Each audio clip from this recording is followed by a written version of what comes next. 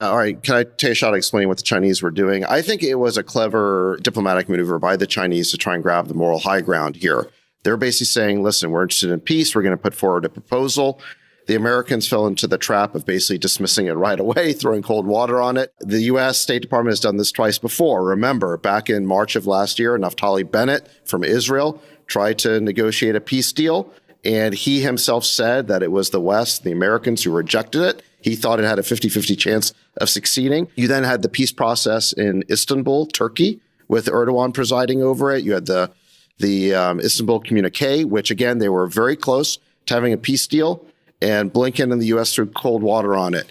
So what's happening here is that the U.S. is not playing its traditional role as peacemaker, where we try to go in and mediate these conflicts. We're doing the opposite of that. We're throwing cold water on the peace process. Now, why are we not acting as the mediator? I'll tell you why. Because we are a co-belligerent. This is an American proxy war that we're fighting against Russia. So we have no interest in mediating a peace process. And moreover, we're not trusted to mediate a peace process because we're one of the effectively one of the combatants. So it's a PR strategy by Xi Jinping to take the global moral high ground. I agree with that. I said it on Twitter a couple of weeks ago. Like this is amazing that he's starting the peace process. We want regime change. We want to deplete and we want to ankle Putin.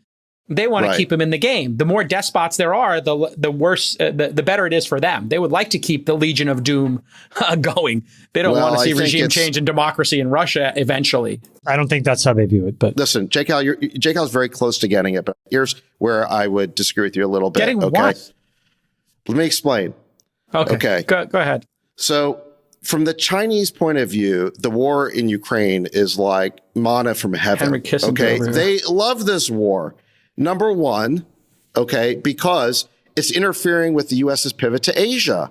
We were basically in the process of redeploying all of our force, all of our military to containing them in East Asia, and now we're bogged down in Europe. Okay, so that's number one. Number two, we are massively depleting our stockpiles of weapons. We've used something like 9 years of Stingers and 5 years of Javelins, and we're running out of ammunition. I can't believe it, but we're running out of artillery.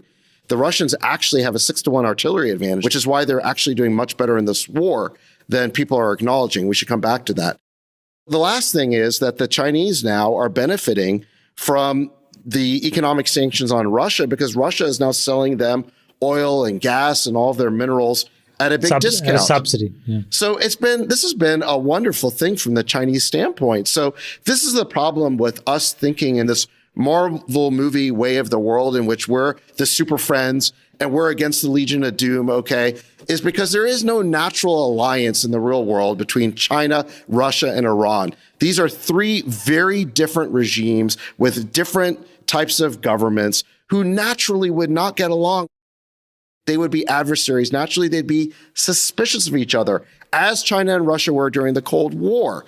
But we have pushed them closer together. This is the problem with having this overly moralistic view of foreign policy. Over to you, Jason. What do you think? Is there a question? What's the question? Yeah, I mean, you frame it as the Legion of Doom, so just explain.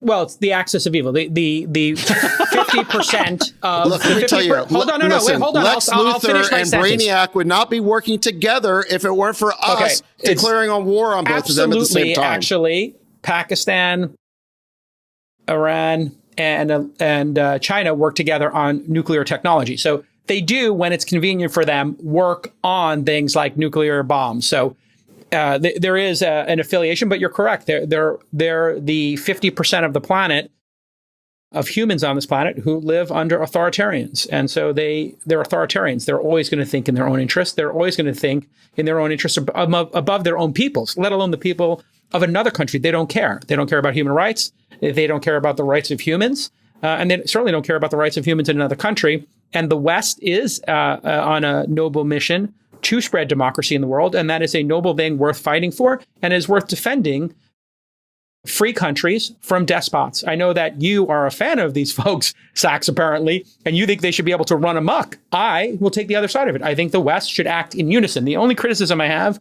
is that we are not acting in unison. I would like to see the West, instead of sending Biden to Ukraine, I would rather see, I would like to have 20 of them. You've talked enough. You just accused me of somehow being fans of these people. Where did I ever say that I was a fan of Xi in China or Putin or the Ayatollahs in Iran? Hold on. You I'm said we provoked Putin.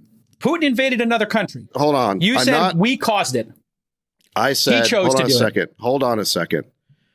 I am arguing for a geopolitical strategy that benefits the United States. I'm on Team America. And your policy of driving these people into an axis of evil is foolish for the reason I said, which is we are going to power up the Chinese economy so they are a much more formidable enemy to the United States. That is the last thing we need to do.